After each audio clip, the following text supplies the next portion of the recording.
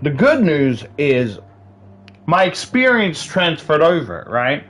So like where I gotta keep playing as engineer, right? Yeah, see how it says number 2? So go to soldier, go to weapons. I went to go I was gonna go check this, but the game crashed. Go to gadgets, right? Go to mines. Huh. I'm like, so did nothing transfer over? That can't be true because if you remember, it still says I'm a level 2. And look,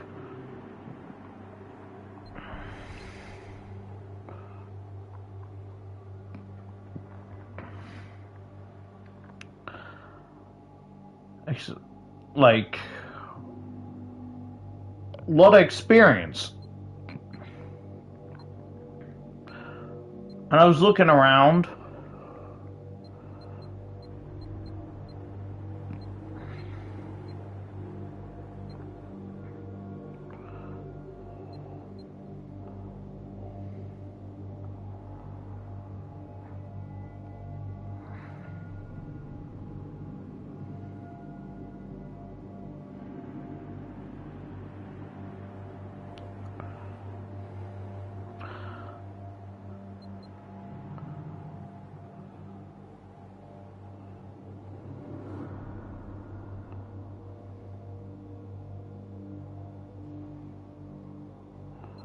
Yeah, so we're trying to grab that one or that one. I'm like, okay. The XP still transferred over. So what I'm getting is that I have to be careful.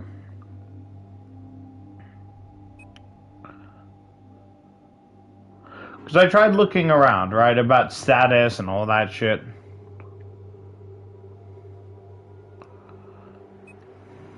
Right? And I'm like, okay, go to servers. And it's gone.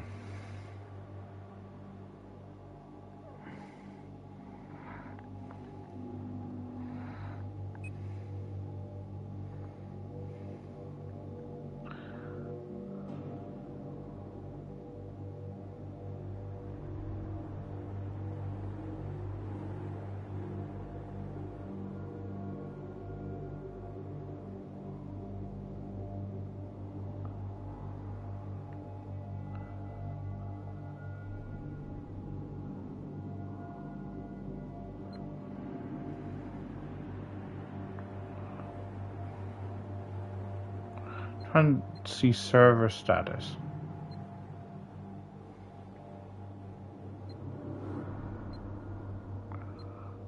Preset custom.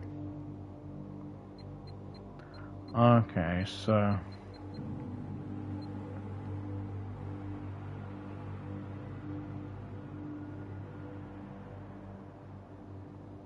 custom preset is fine.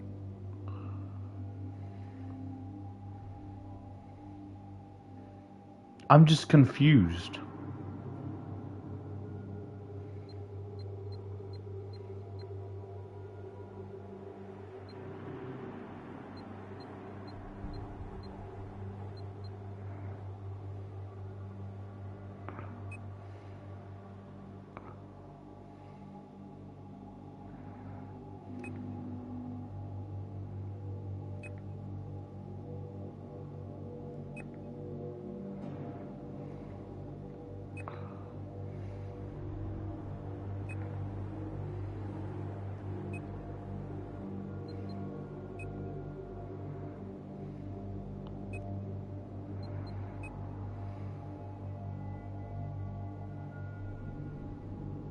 Yeah, so progression won't transfer if it's a custom one.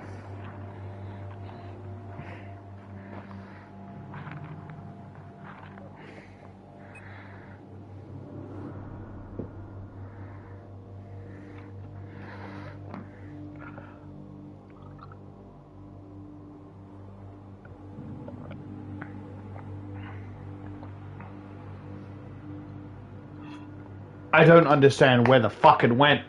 It was right here.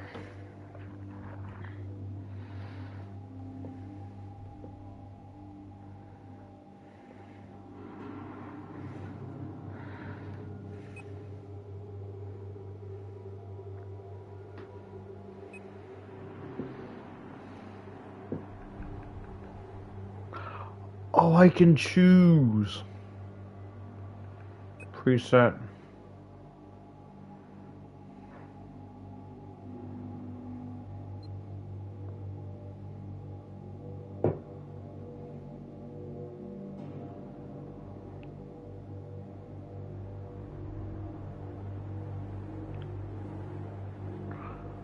Becomes unrec. Yeah, that's what we want.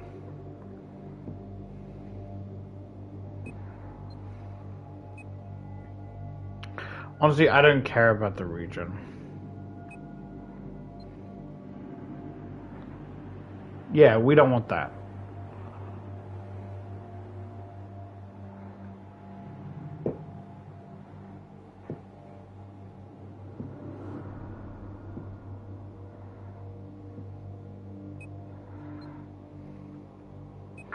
Honestly, maps, I'm fine with whatever. As long... Look, as long as we're... I don't even care about the presets as long as the type is official.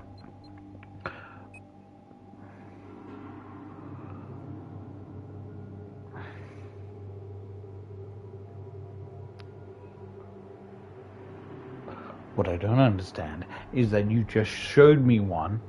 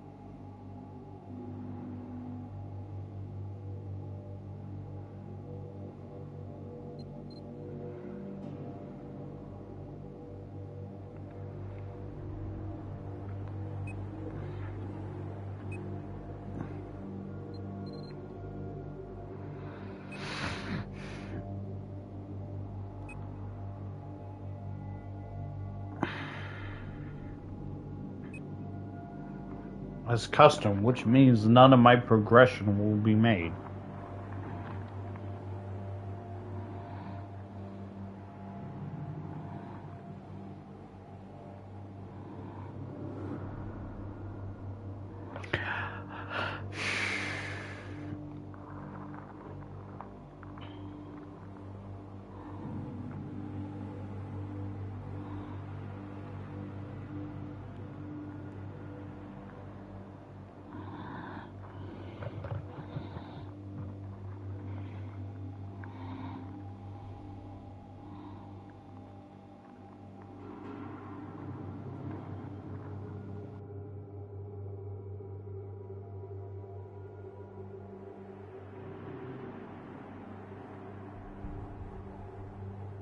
Activities liberation.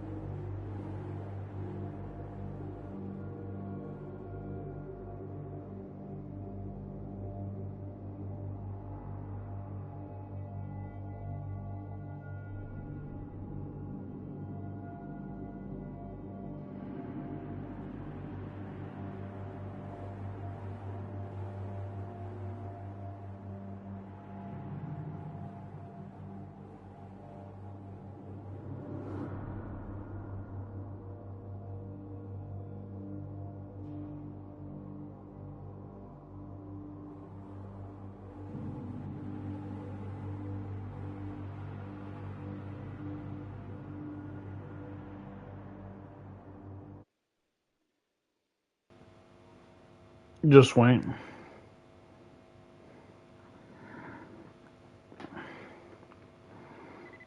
Ow.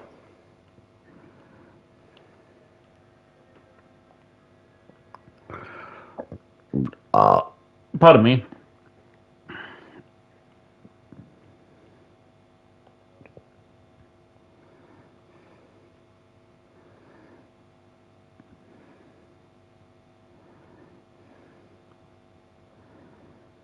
Okay, 42.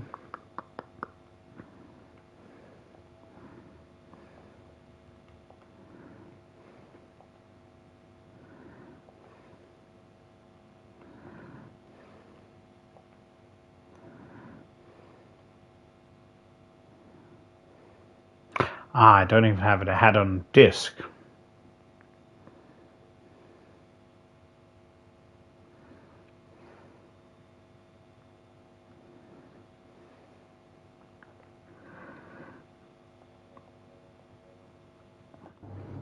Like, I want to get achievements done, but my brother's probably busy.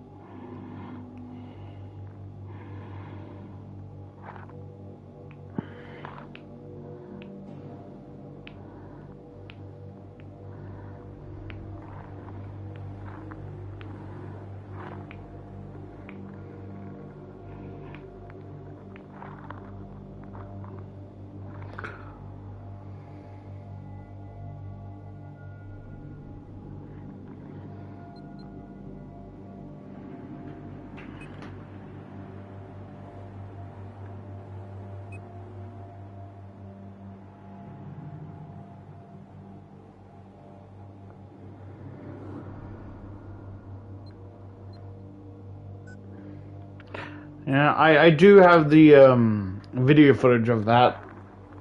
So it's not like it's, not there.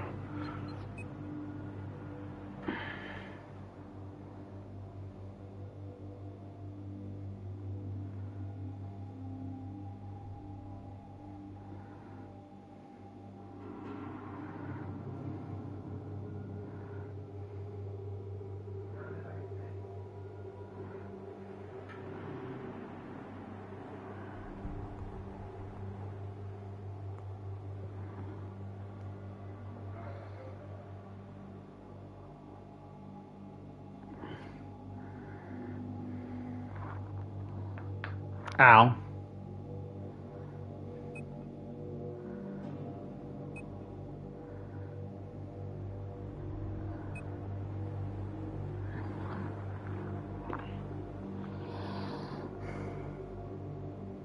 Part of me wants to be angry and lash out, but then who do I lash out to?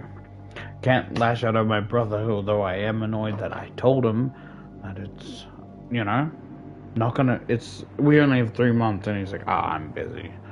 Or this piece of shit game that clearly doesn't know what it wants to be.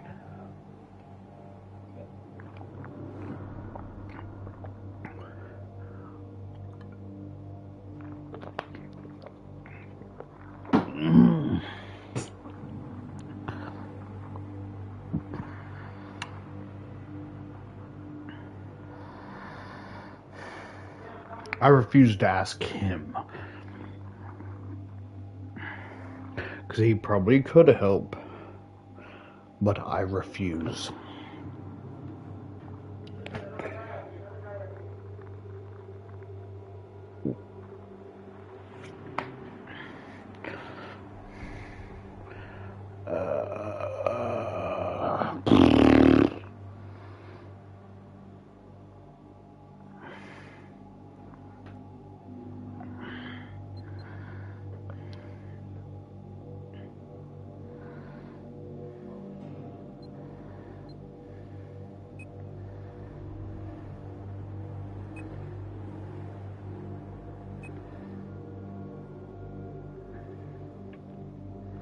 They're all custom.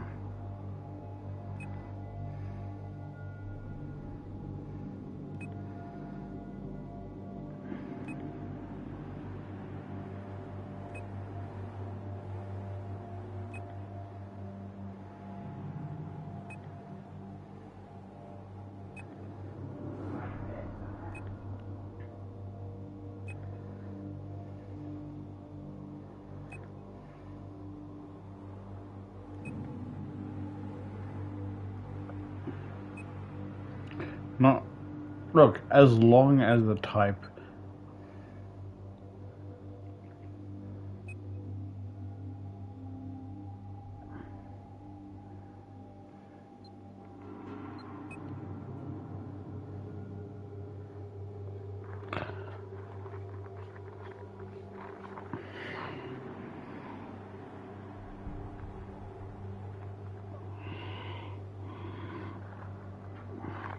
you know, it's fine.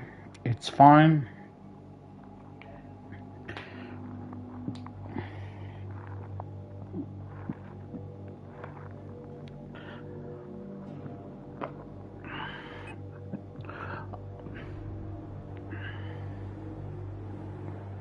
So specifically,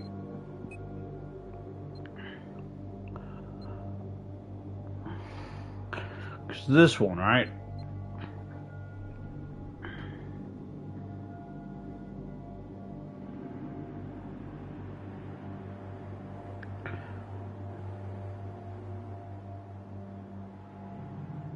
Unranked servers do not allow reward scores and unlocks to be applied towards player career progression.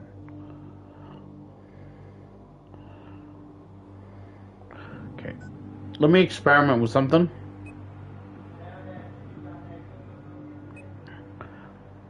I will take that off, right?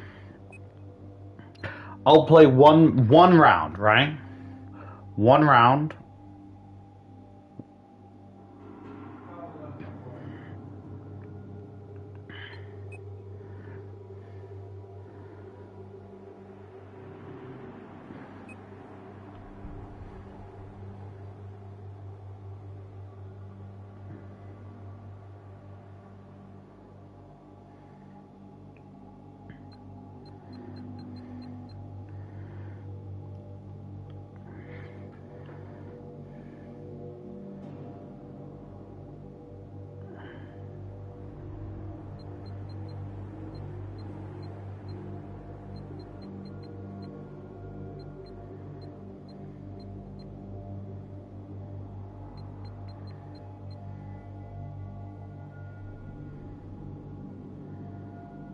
Trying to see.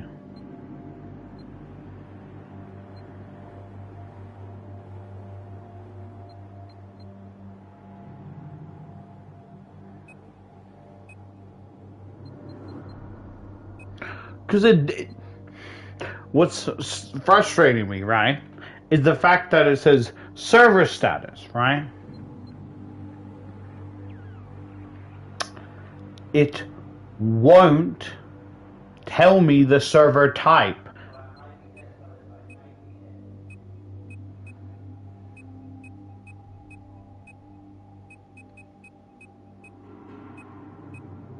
Or maybe it already did.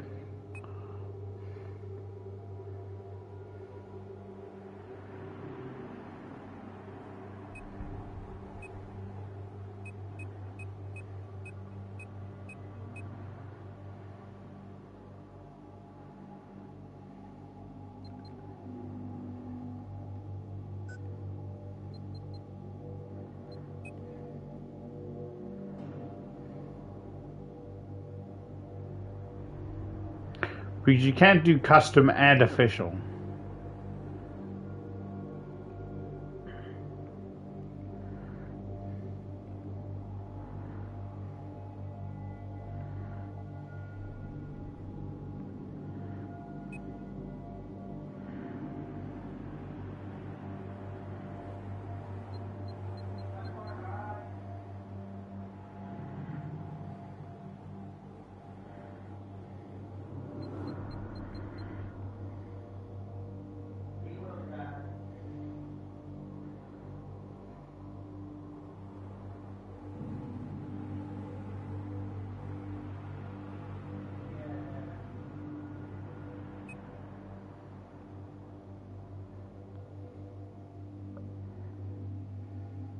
Yes! Preset normal.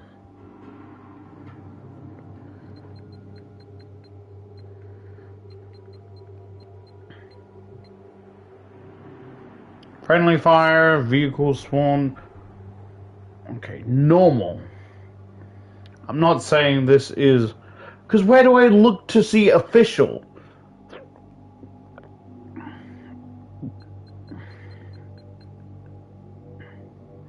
This was the one I was just on. But you know what? If it gets me to level up, whatever the fuck.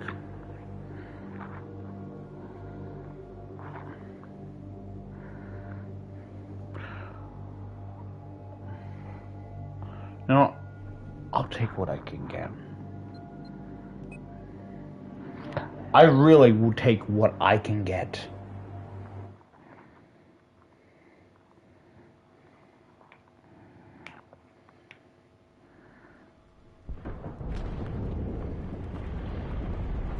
So, as long as I can level up, I'm just gonna be spamming, like, or not spamming, sorry, no. I'm gonna be hunting for vehicles, because even if I hit them, that still gives me a lot of XP. There's no point looking for the fucking claymore.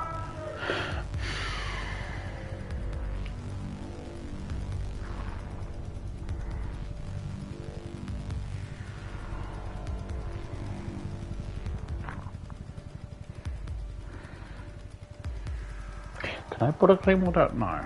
Maybe. Wait. Customize. Engineer.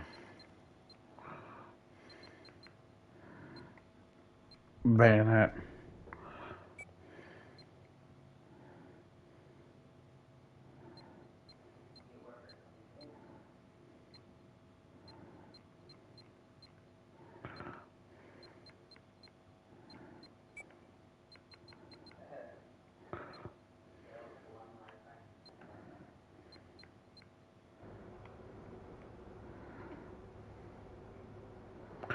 Recon. Oh, wait, no, that's the gadget.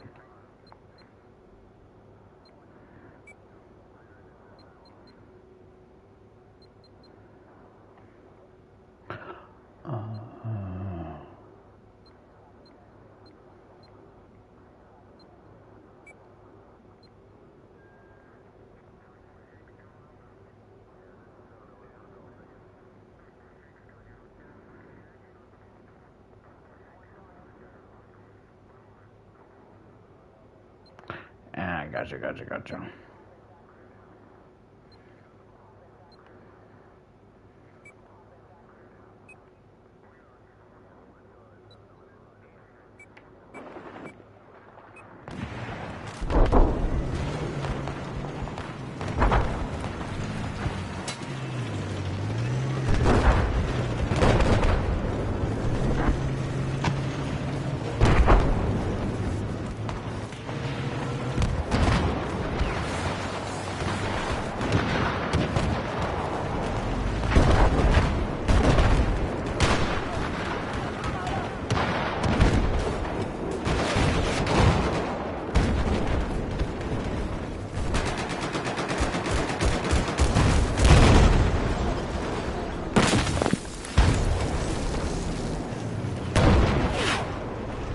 He tried to crush me.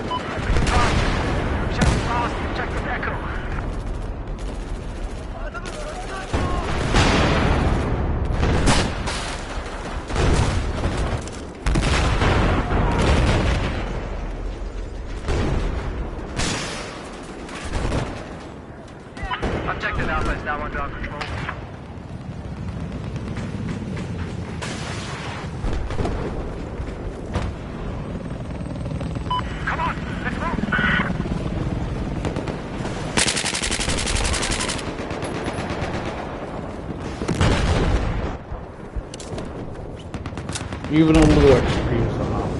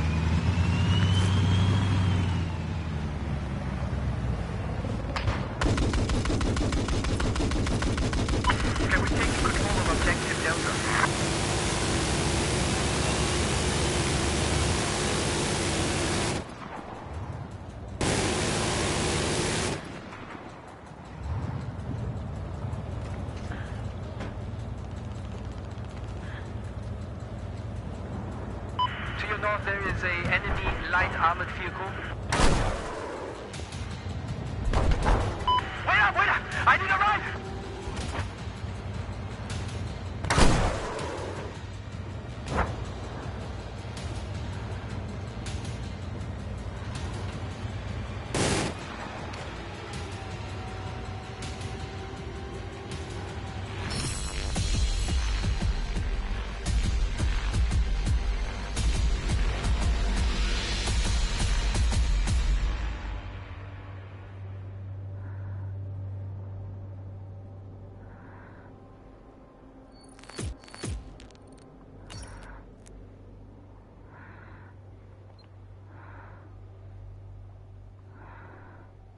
Ooh.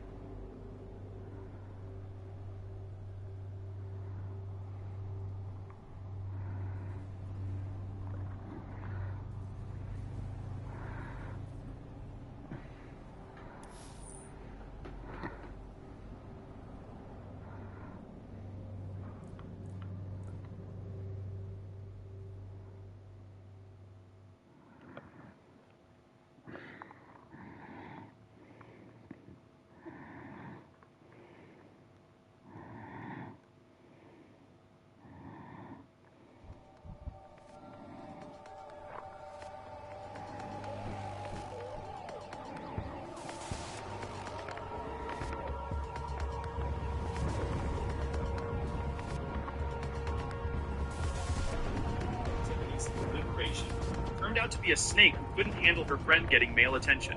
When Tiffany started dating Troy, Brianna immediately started undermining it, claiming she'd heard things about his reputation.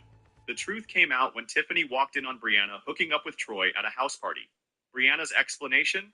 You said you weren't exclusive. I was just having fun. Tiffany's social circle took sides, and most chose Brianna because she was younger, hotter, and brought more guys around. Tiffany found herself excluded from group chats, uninvited to parties, basically ostracized from the scene she'd thrown away our relationship with. Meanwhile, my life was getting better every week. Boxing had become addictive in the best way. I'd progressed from hitting bags to actual sparring. Mike had me working on technique, footwork, combinations. The confidence boost was incredible, but the real game changer was Haley. I met her at the regular gym where I was lifting. Veterinarian, 30, recently moved from Raleigh. Smart, funny, sarcastic as hell, and genuinely hot. More importantly, she was impressed by my dedication to training. Haley had her own car, her own life, her own hobbies. Turned out she was a gamer too. Had a killer PC setup and could trash talk better than most guys I knew. We started working out together sometimes. Coffee after the gym turned into dinner. Dinner turned into gaming sessions at her place. It was easy in a way that felt completely foreign after 4 years of walking on eggshells. Hunter met her when she came over from our gaming games. He was nervous about the introduction. Hunter's filter disappears around new people, and I didn't want him scaring off someone I actually liked. So you're the veterinarian, Hunter said, settling into his usual spot on my couch. Ryan told me you can actually kick his ass in Call of Duty. I'm gonna need to see evidence of this claim. Oh, I don't just kick his ass, I completely destroy him, Haley replied, grabbing the enemy machine gun. I talk a lot of shit when I play. I like her already, Hunter announced. 3 hours later, after Haley had thoroughly demolished both of us in every game we played, Hunter pulled me aside. Dude, this one's actually cool. Like, genuinely cool. Not pretending to be cool to get male attention. Also, she's better at games than you, which is both hilarious and kind of hot. The difference was night and day. Haley appreciated that I was disciplined about training instead of seeing it as obsessive. She thought my insurance work was interesting because I had stories about catching fraudsters. She loved that I was building new skills and friendships instead of seeing it as competition. With Tiffany, I felt like I was constantly auditioning for the role of boyfriend. With Haley, I felt like I was just myself, and that was more than enough. Tiffany's texts were getting more frequent and transparent. The casual, how are you doing messages turned into obvious fishing expeditions about missing our Sunday cooking sessions and our anniversary restaurant having specials that made her think of me. Then she saw the Instagram post that broke her brain. I posted a photo of a hiking trip with Haley and Ziggy. Nothing public, just the 3 of us at a scenic overlook. Haley looked incredible. Natural beauty, genuine smile, clearly comfortable in her skin. The complete opposite of the try-hard love photos Tiffany had been posting. Within an hour, my phone exploded with unhinged messages. Who this basic girl was, how she was obviously fake and putting on an act, and how I was seriously seeing some random gym girl instead of working on us. Hunter's response when I showed him the text was immediate. Bro, we need to document all this crazy. This is restraining order-level insanity, and also, it's going to be hilarious to look back on when you're married to someone who isn't completely normal. 6 months after Tiffany left to find herself, she called with that tone that said she'd made a decision and expected the world to accommodate it. She wanted to meet for dinner to have a real conversation about us. I agreed partly out of curiosity, and partly because I genuinely moved on. She walked into the Plaza Midwood restaurant Thursday night. The change was obvious. Same physical appearance, but her energy was completely different. The confident woman who left had been replaced by someone who looked tired, uncertain, maybe even desperate. We ordered and made small talk, but I could see her building up to something. Finally, she took a deep breath and launched into her rehearsed speech. Started saying how these past months had been eye-opening. She'd learned so much about herself that really mattered. She was sorry for hurting me, but I could understand she needed to explore those feelings, instead of suppressing them and resenting me later. Still making it sound like cheating on me was actually a favor to our relationship. Everything she'd experienced out there just confirmed what she already knew deep down. I was her person, the one she wanted to build a life with. She was ready now to commit and talk about marriage and kids and buying a house. Like this was some kind of reward I'd been waiting my whole life to earn. She was presenting her decision to settle for me like it was a gift I should be grateful to receive. She'd gotten all that wild stuff out of her system and could now truly appreciate what I offered. She kept saying how grateful she was that I'd been patient and understood what she needed to do. You were right to wait for me, she said with a smile that probably would have worked 6 months ago. I know it was hard, but this is exactly why we're perfect together. You're stable and reliable, and now I know for sure that's what I want. We can pick up where we left off, and it'll be even better because I got all my doubts out of the way. She actually reached across and squeezed my hand like we were already back together. Like this dinner was just a formality before we resumed our regularly scheduled relationship. And thinking we could move somewhere bigger, she continued. Apparently having planned our entire future during her ride over. Maybe start looking at houses in Myers Park. I know you've been saving money, and my career is really taking off now. We could be engaged by Christmas if we wanted. I listened to her entire presentation without interrupting, watching this woman who had once been the center of my universe, trying to reclaim a position that no longer existed.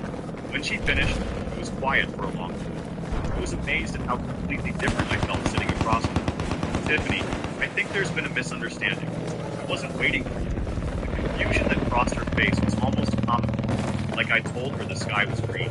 What do you mean you weren't waiting? We agreed to take a break so I could figure things out, and now I have. This is what breaks are for, Ryan. Apparently she thought taking a break was like hitting pause on Netflix. Everything would be exactly where she left it when she decided to resume.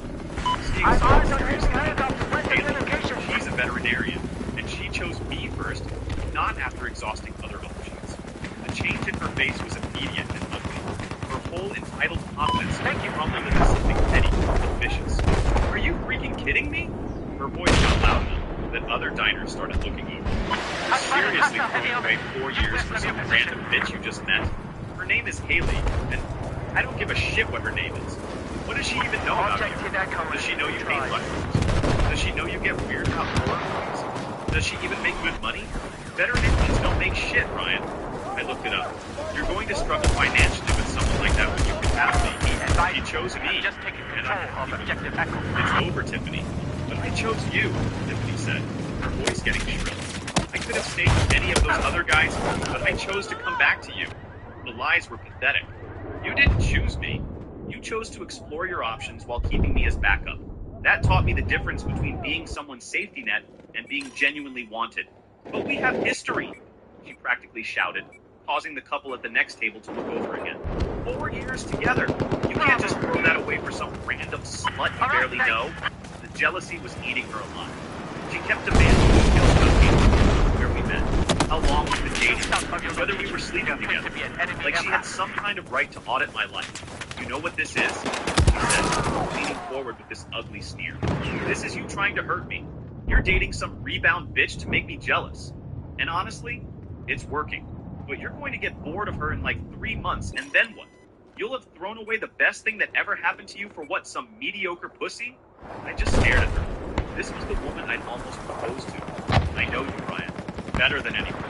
You think she's going to put up with your obsession with insurance fraud cases? You think she's going to love you the way I do? Her entitlement was breathtaking. She genuinely believed that 4 years of history gave her permanent claim to my future, regardless of how she treated me. This is exactly what Ruth said would happen, she continued, getting more frantic. She said you'd try to hurt me by dating someone else, but that eventually you'd realize what you gave up. Well, congratulations. It hurts. Are you happy now? I'm just trying to build a life with someone who actually wants me. I do want you. That's what this whole conversation is about. You want me now. You confirmed I was the best you could do. That's not... God, you're being such a dick about this. I came here to fix things between us. And you're acting like I committed some crime by figuring out what I wanted. She actually believed she was the victim in this situation. Fine, she said, switching tactics again. If you want to be petty and some rebound girl, whatever. But don't come crawling back to me when you realize what you're missing. Don't call me in a few months when you're bored of playing house with some basic bitch who doesn't challenge you. The delusion was clinical at this point. You're making the biggest mistake of your life, she said as she grabbed her purse. Other people simply appreciate what I bring to the table. She'd show me exactly who she would be. Someone who thought love was a negotiation, where the other person's feelings were just obstacles to getting what she wanted. I texted Hunter on my way home. Nuclear meltdown.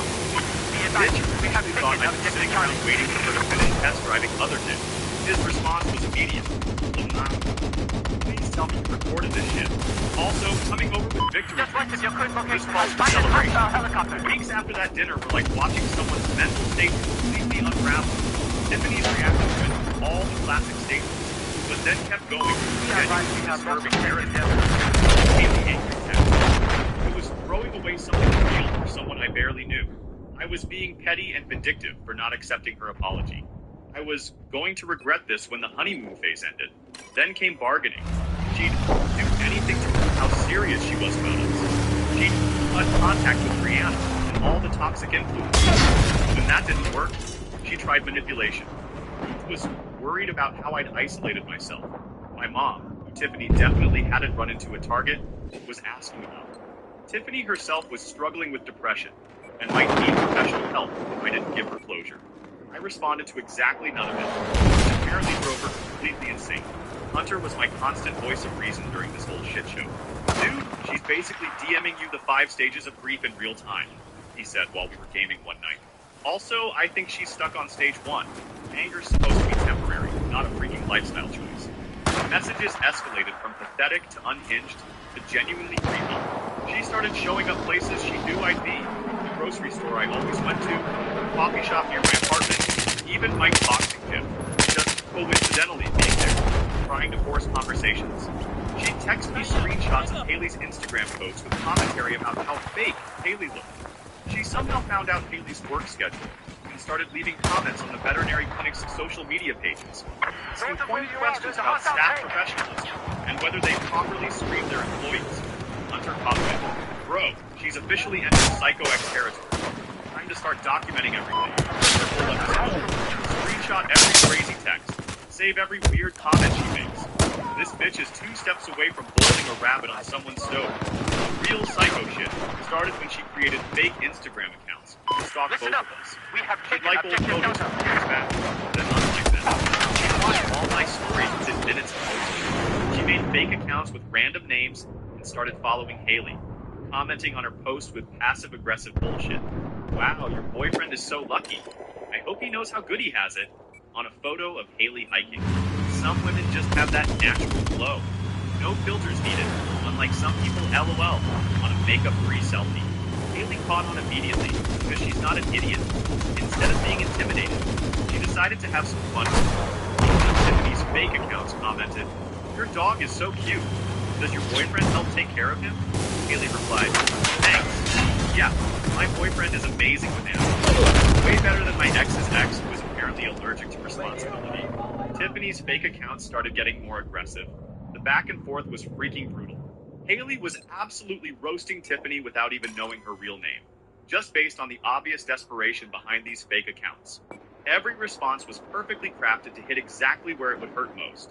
The breaking point came when Tiffany started talking Haley's work. She'd bring some random dog in for consultation and try to pump the staff for information about Haley's schedule, her relationship status, whether she seemed stable or was just rebounding. Haley's coworkers told her about the weird woman asking invasive questions, and Haley immediately put 2 and 2 together. That's when she screenshotted everything and sent it to me. The fake account messages, the work stalking, the social media harassment, it was all documented. We had been collecting evidence. Your ex is completely unhinged, Haley said. This isn't heartbreak, this is obsession. And honestly, it's starting to feel dangerous. She was right. When Tiffany started driving by Haley's apartment building, Haley caught her on the security cameras. We decided enough was enough. I filed for a restraining order. Hunter came with me to the courthouse for moral support, and because he wanted to see justice served in real time. "This is like Christmas morning," he said, as we walked up the courthouse steps. Watching a crazy ex get legally bitch-slapped for being a stalker? Peak entertainment right here. The restraining order process was surprisingly straightforward when you have that much documented evidence. The screenshots from the fake accounts, security footage of her stalking Haley's apartment, witness statements from Haley's co-workers about the consultation visits, and painted a clear picture of escalating harassment. Tiffany showed up to the hearing, looking like she crawled out of a dumpster. The obsession had clearly taken a toll. She tried to play victim, claiming she was just concerned about my mental health, and that Haley was manipulating me against old friends. The judge wasn't buying it. The restraining order was granted for 1 year. possible extension if needed. No contact, no social media interaction, no showing up at places she knew we'd be. Violation would result in immediate arrest. Tiffany looked like someone whose entire reality had collapsed. She'd gone from a confident woman exploring her options to a restraining order recipient in less than a year. Kaylee and I went out for dinner to celebrate that night, because we could finally move forward without looking over our shoulders. 3 months after the restraining order, she called to tell me Tiffany had moved back to her hometown in South Carolina. Apparently, the social isolation, job stress from her workplace harassment incidents, and legal costs had become too much to handle in Charlotte. She seems to be getting help, Ruth said. I think she finally realized how badly she messed up. Good for her, I said, and meant it. Okay, I found 6 months later, Haley and I moved in together. She brought her books, land, and coffee addiction. I brought my training here, my understanding that love shouldn't feel like work. Hunter helped us move, naturally turning the whole process into a roast session about my organizational skills and Haley's book. Jesus Christ, Haley. How many books about veterinary medicine do you need? Are you planning to operate on dinosaurs? He was carrying a box labeled textbooks, heavy as hell. Says the guy who owns 17 different gaming keyboards. Haley shot back. Those are specialized tools. You just have 17 books about cow diseases. A year after that, we got engaged.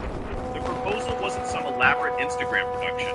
Just the two of us after a morning hike, both sweaty and tired, and absolutely certain this was what choosing each other looked like. Hunter's reaction when I told him, about damn time, he was starting to think we were going to post your protein stuff instead. Tommy and the boxing were at the wedding. Marcus's side business had taken off, and he flew back from the client meeting just to be there. Big Jim handled all the setup because the man was like anything. Hunter was my best man, obviously. His speech was a perfect blend of roasting and genuine sentiment. I've known Ryan since we were 12, and I've watched him make exactly one good decision in his entire life, dumping the psycho and marrying the veterinarian. After the wedding, Tiffany sent me one message from an unknown number. I hope you're happy. I know I messed up, and I am really sorry. Congratulations. You know, Tess, I never replied, but I genuinely hope she finds what she wants. Whatever second chances she gets, it won't be with me.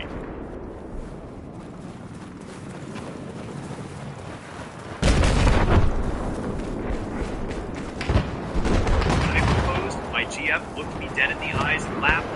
I thought I'd marry him. Then I found out my best friend had been stealing my work while screwing her behind my back. I didn't get mad. I only did this. Sup? Reddit. No intros, the title alone is a whole mind F, I know. So grab your snacks and enjoy. Also, read the whole thing because it only makes sense that way. I'm 25 male, and this shit show starts at UT Austin, naturally. Junior year, off-campus housing that was basically a glorified crack den in Central Air. Me and Fabian got stuck together because we were both too practical to blow money on the fancy doors, and too late to find anyone who wasn't completely insane. Fabian was this smooth-talking business major who could convince professors to extend deadlines just by showing up to office hours for coffee. Hey, Doctor. Miller, I've been wrestling with the philosophical implications of your assignment all week. Meanwhile, I'm the guy who actually fixed everyone's busted AC units, YouTube tutorials, and a clearance toolbox. We shared an old pickup and did our own repairs. Blue-collar weekends, early gym, DIY projects, helping friends move. Seemed like the perfect friendship. I handled anything that required actual skills. He handled anything that required bullshit. The summer before Meredith, my girlfriend, entered the picture, we built my dad's workshop in Bastrop. He'd bought all the materials, but had zero clue how to assemble them into something functional.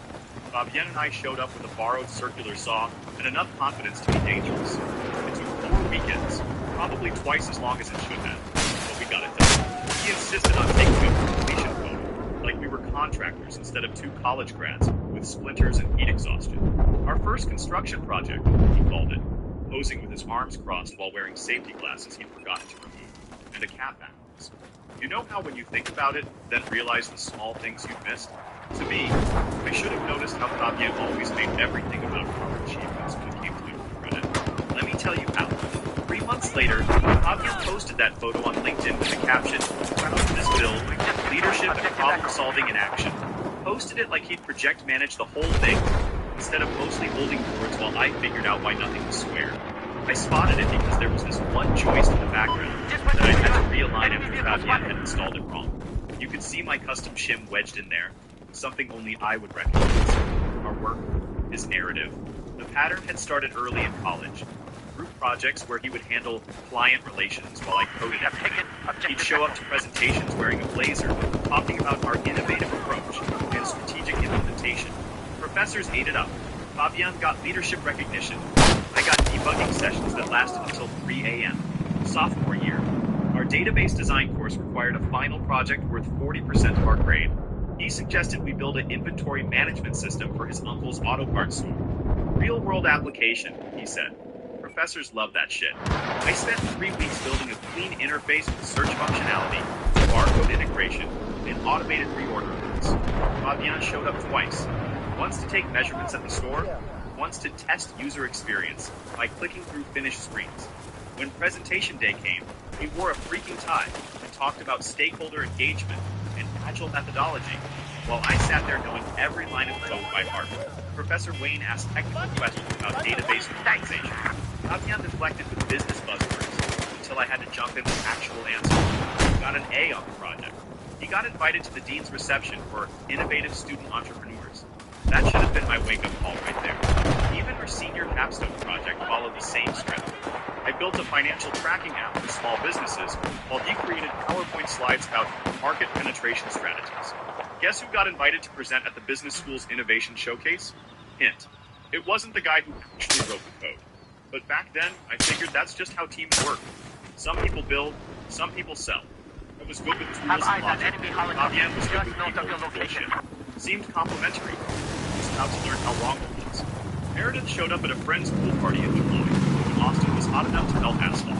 Quick wit, kept everyone entertained without trying too hard, and somehow managed to keep plants alive in Texas. She had this way of remembering details about people that made them feel important. Your dog's name, how you liked your coffee, what your weekend plans were.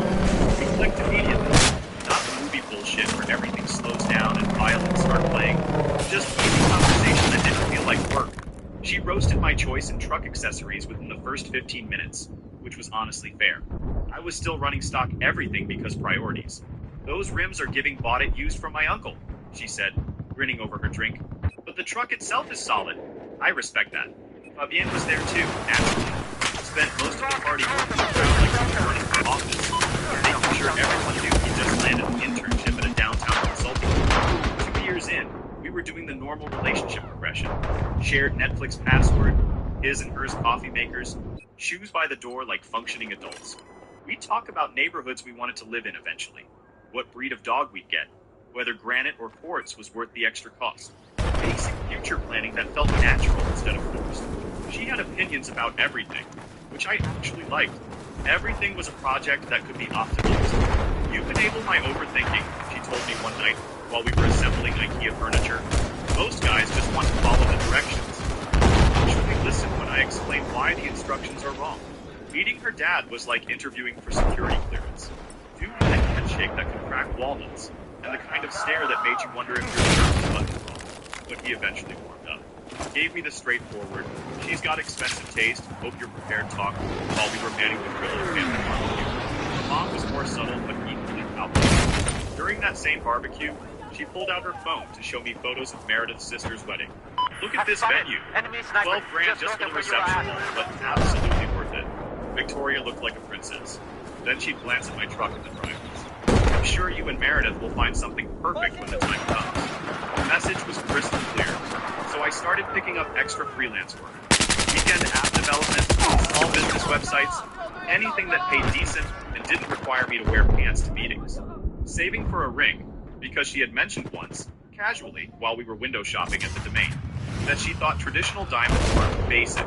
Everyone does diamonds, she'd said, stopping in front of a jewelry store display.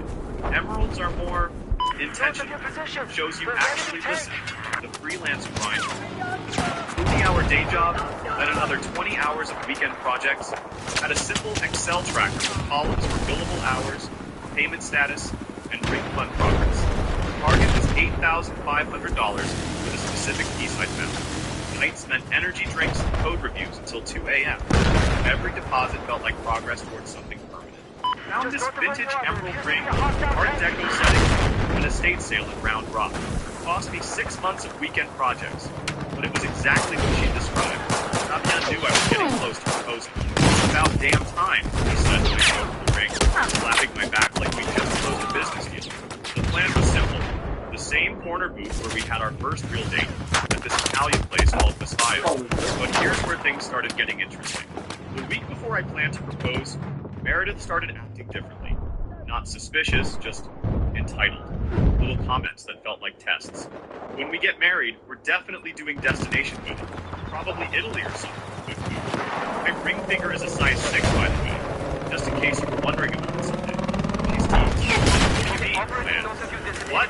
Nothing, though. Aren't we eventually getting married? She smiled with those innocent eyes. Of course. Think, see? She hugged me. I hope you're not planning anything cheesy, though. She joked. Ian had been acting weird, too. Asking questions about my big plans with this knowing smirk. Like he was in on some joke I wasn't getting. You nervous about Saturday? He'd asked the day before my planned proposal, which was strange because I'd never told him the specific date. Should I be nervous? Just saying, big decisions and all.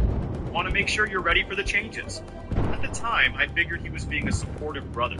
Saturday night at Vespaio, the same corner booth we'd claimed 2 years ago.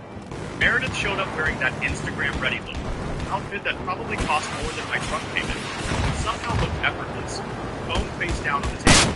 I waited until after we ordered, and the conversation hit that comfortable pause where couples can just exist without filling every second with chatter. The waiter had cleared our appetizer plates, refilled water glasses, and disappeared back to the kitchen. Perfect timing window. That's when I moved the ring box next to her water glass. A small black velvet box that had been burning a hole in my jacket pocket for 3 days. Before dessert, I said, keeping my voice steady. She looked at the box like I'd just placed a dead roach on her bread plate. Not surprise, not excitement, genuine confusion mixed with annoyance. The couple at the next table went completely silent, probably already composing their group chat updates about the drama they were about to witness. She got silent for like 20 seconds. My breathing stayed controlled. I was waiting for the inevitable yes, you know? Then, I shit you not, she looked me dead in the eyes, scoffed, and spit the words. Seriously? You thought I'd marry you? The emphasis on you hit like a slap. Around us, conversations paused. Silverware stopped clinking. Even the background music seemed to drop a decibel. But here's what she said next, and this is where it gets nuclear. I mean, no offense, you're sweet and all, but you're more like my placeholder boyfriend, until I figure out what I actually want. Placeholder boyfriend. In front of a packed restaurant, said with the casual cruelty of someone ordering a salad. I sat there for exactly 3 seconds, processing the fact that I'd just been demoted to human. Travis! Are you busy? I want to at least get some achievements done.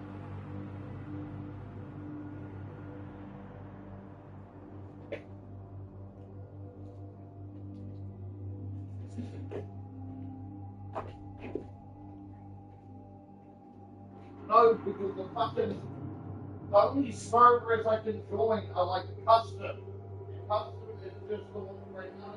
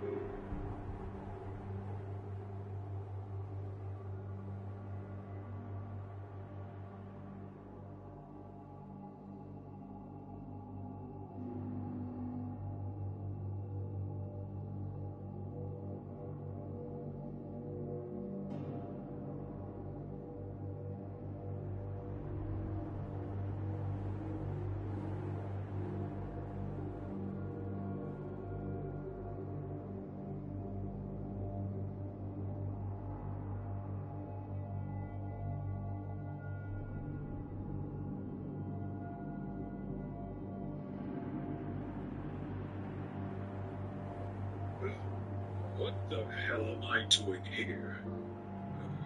Hey!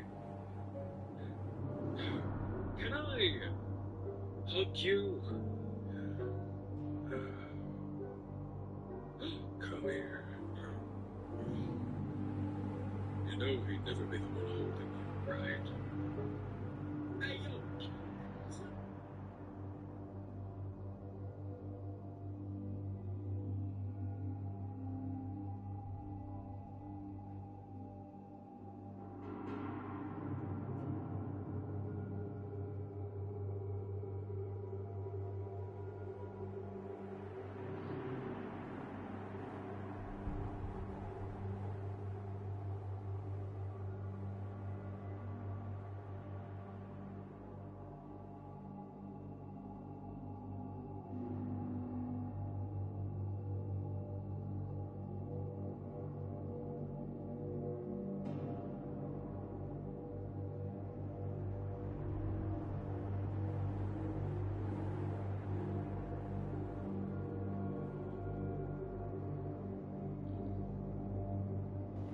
I might continue this tomorrow. No. What I'm going to do is, hopefully my brother comes back tomorrow, and that's when I'll do the achievement thing.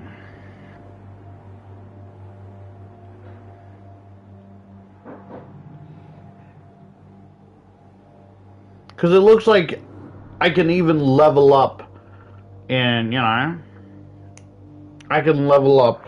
Because it just doesn't, it doesn't take progression in the sense of like, oh, get these points, But it does seem like I can level up.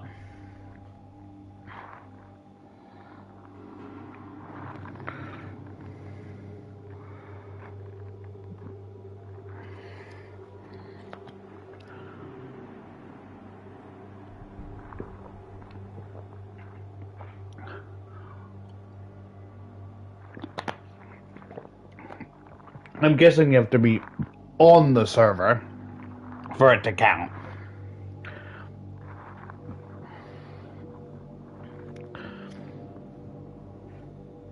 Okay. I can't get pistol kills, but I can get eliminations, right? Like, it's better XP if I actually use the better gun. So what I'm going to do is I'll come back later, right? I want to fucking play stuff of my own. Sorry, my brain is fucking blah. I'm just not all here, and I'm not alright.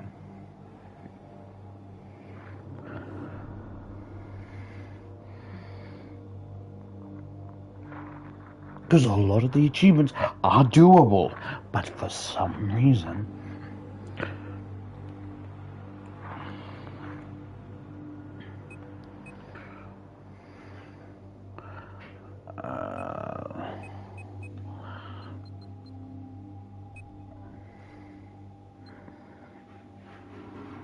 I guess I'm just impatient, alright?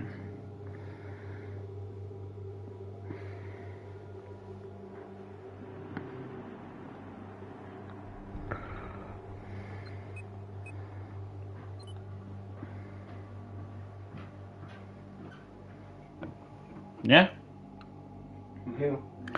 Ah, okay. So we have to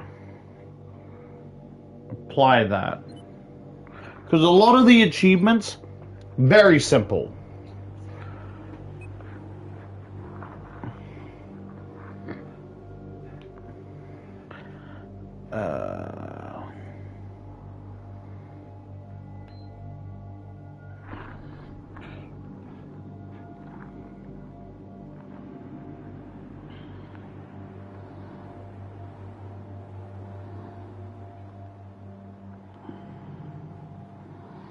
First, let's get a very, very simple achievement.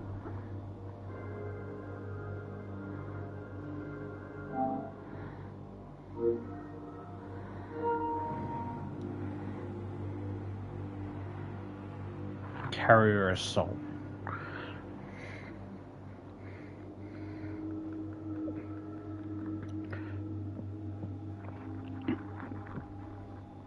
Yeah, don't forget to buy like 1 month of PlayStation.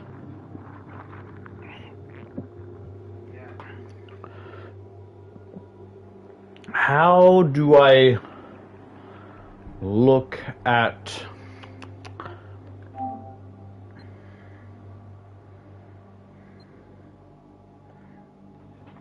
Ah, okay.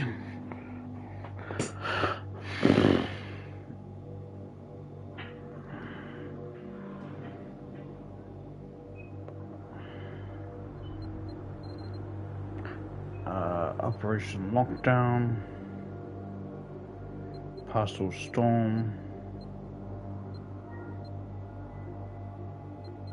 Siege of Shang-Chi. Parcel Storm. Let's go with the Parcel Storm because there's another achievement.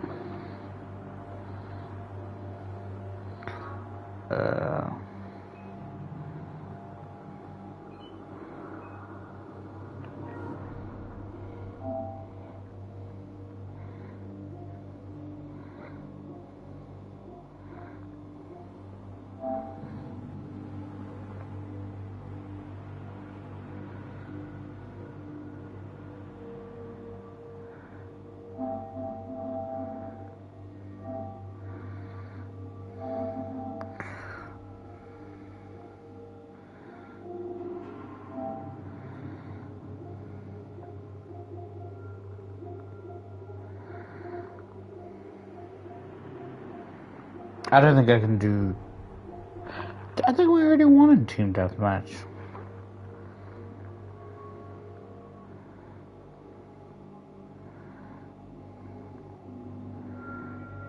All Final Stand DLC.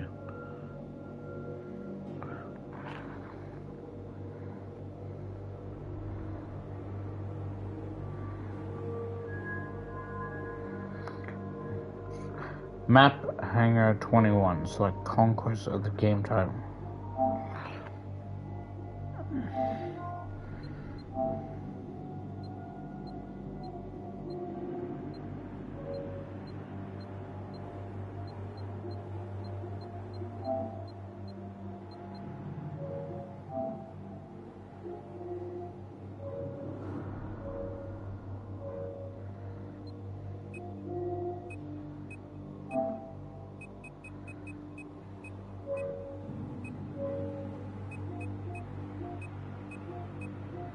Conquest Classics.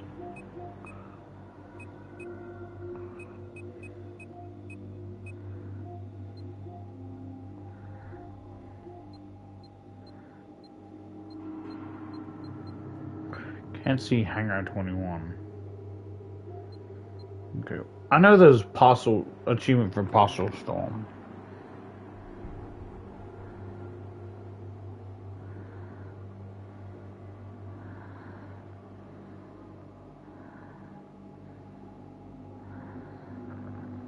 Which one am I getting? Just 1 month. And which one of the three should I get? Huh? Which one of the three should I get? What do you mean? It says there's like essential, extra, and deluxe. Oh, just Essential.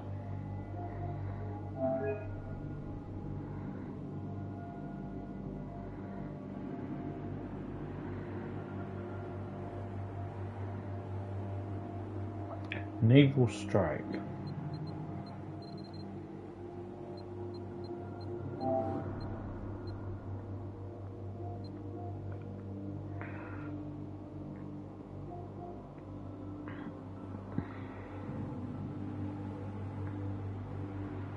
Operation Martyr.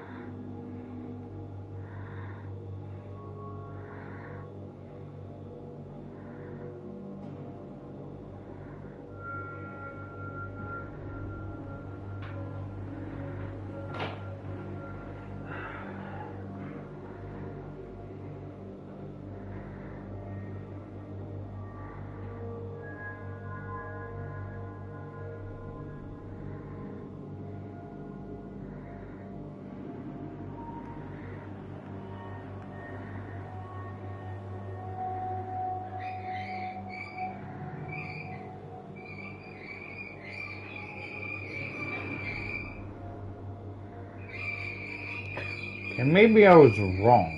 Because Puzzle Storm is the only one I know that has it. Let me try something. Alright.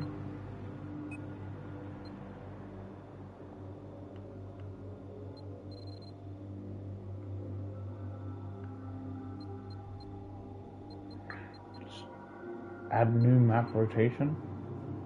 No.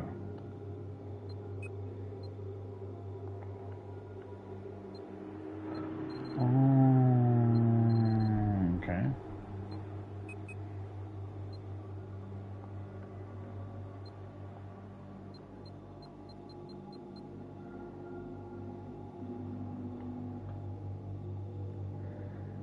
Do they add the other maps?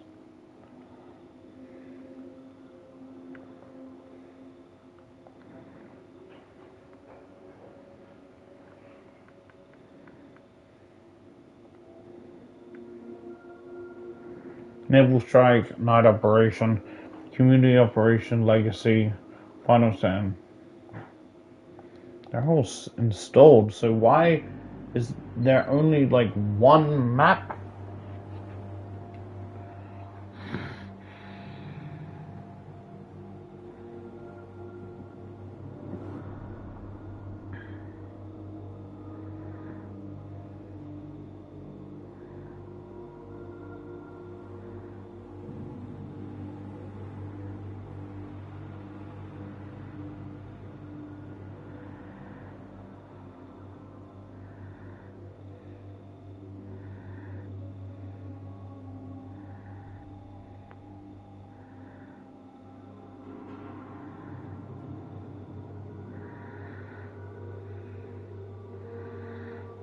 A little bit confused.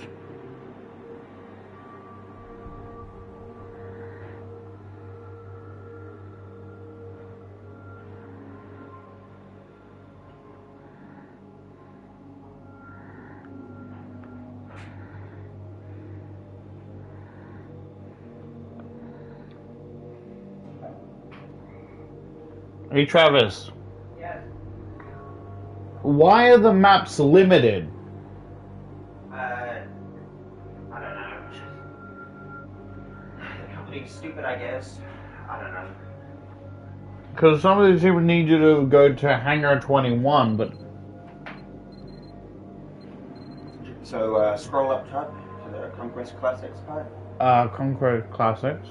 and then scroll through, and then keep scrolling till find whatever map you were looking for. But that's the thing, they're the same maps. Oh. Oh. Well, Oh. almost done. I'll get back to you in a sec. Oh.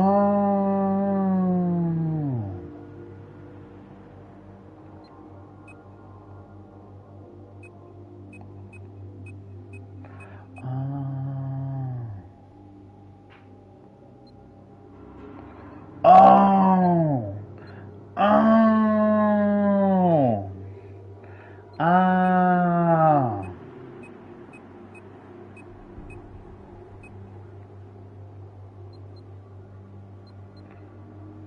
Oh. Oh.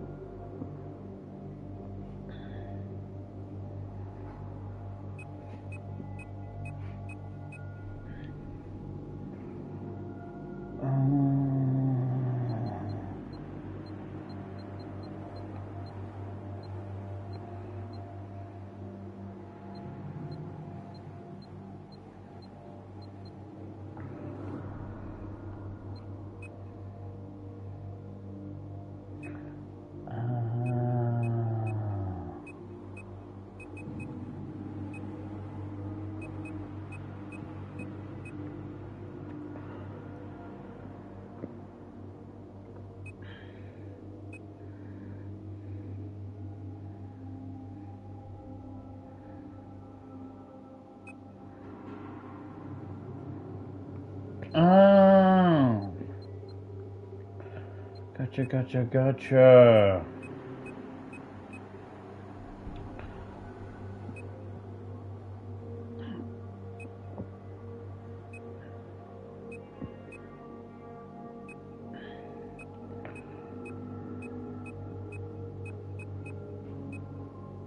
Oh, gotcha.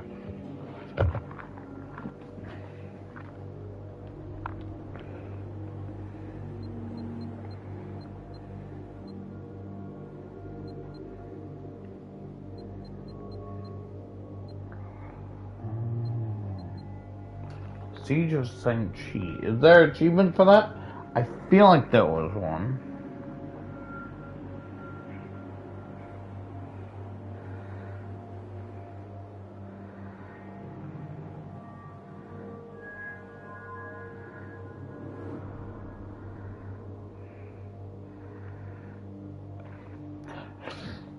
So, like, each area has, like, a multi-step.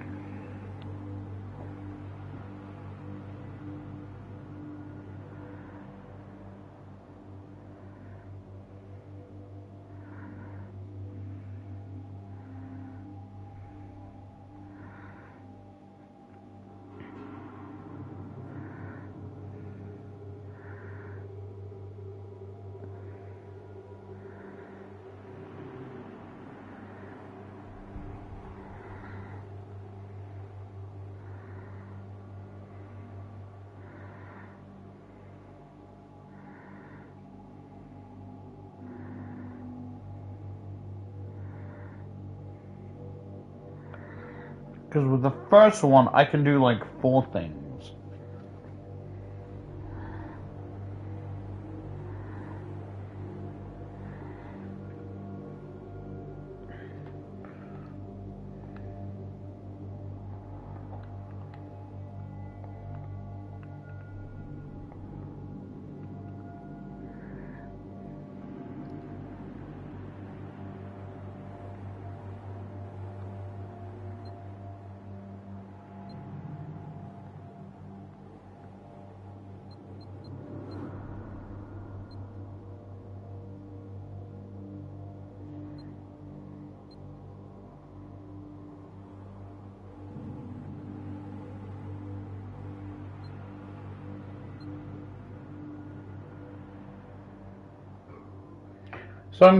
So I'm guessing, Travis.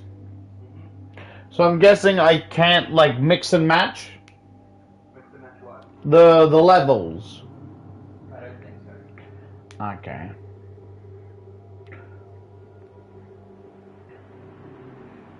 The thing is, I know where one of the fucking thingamabobs are.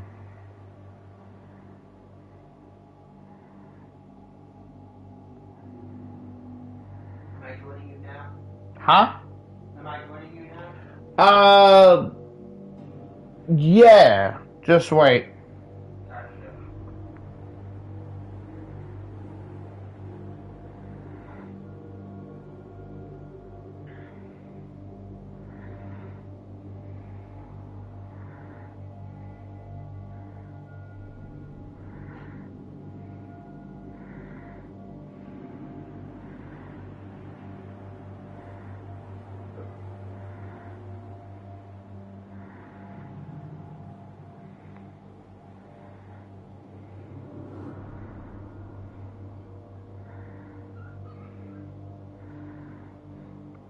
Yeah, so it says an ACV can be found on Lost Islands or Carrier Assault Large. But I know there's also one on Parcel Storm Conquest.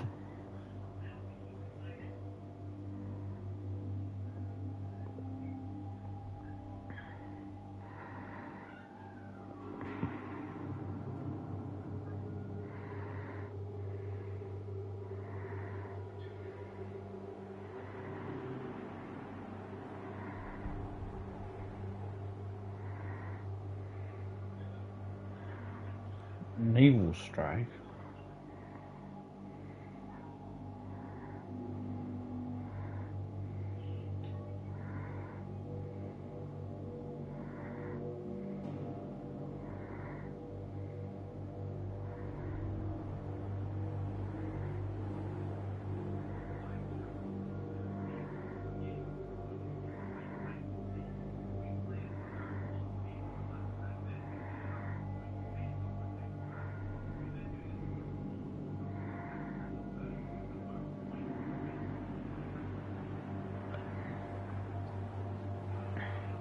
Yeah, the first two challenges, right?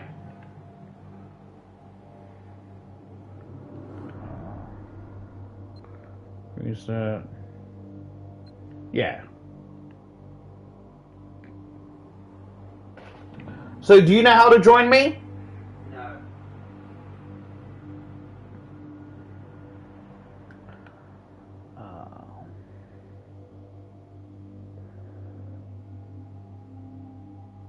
Okay.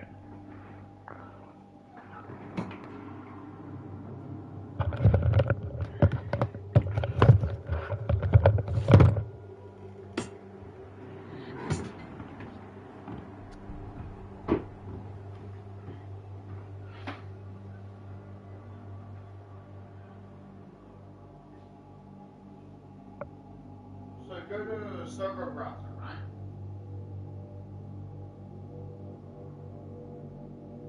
Go to filter. Have the region be Australia. That's Oceania.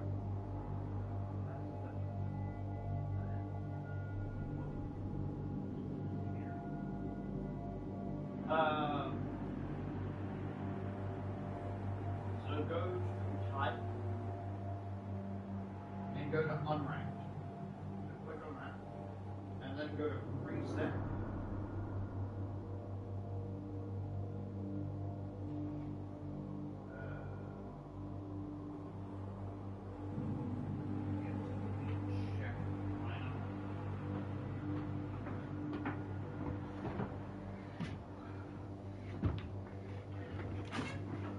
So my preset just says preset. Server type ranked. Map rotation conquest classic.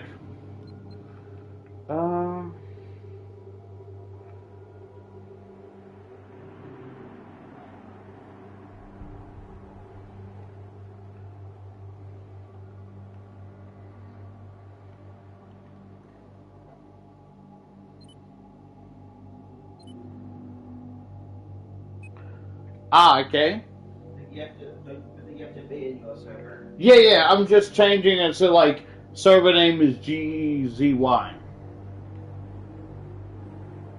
Because yeah, we made it so only one person can join, and we want you to be ready so someone else doesn't join. So it's public, right? Yeah, it's public now.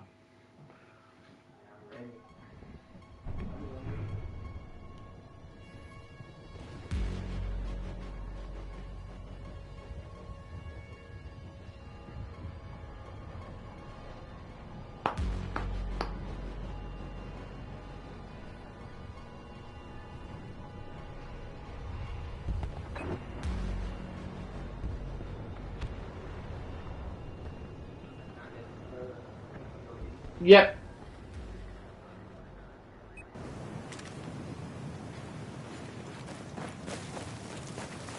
So there's, I think, 3 achievements we can get on this one. One of them is basically win every game mode. One, you know. So I need to win Conquest. The other one is I need to kill you with a certain type of boat.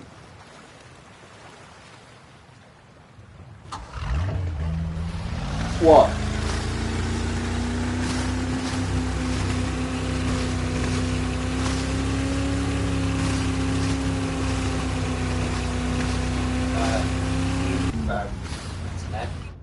Tab. Yeah.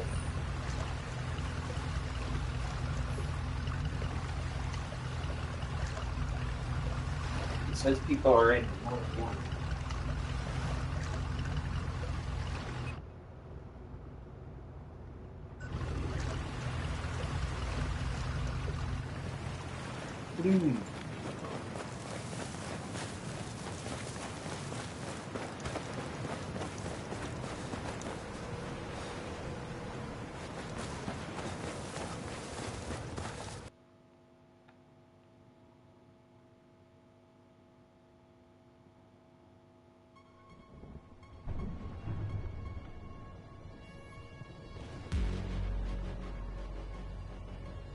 Oh, wait.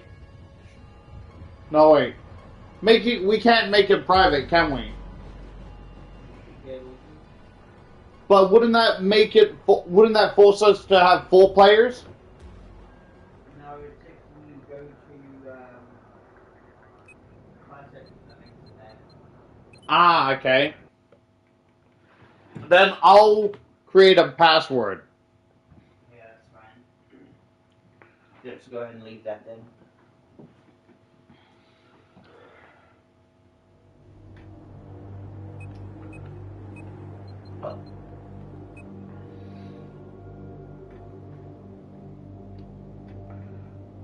Just wait. Not that.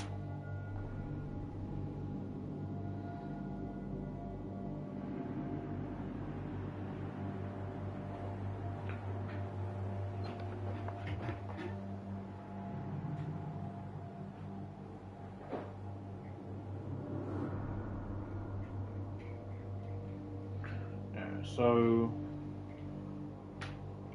first, just so no one's cheating.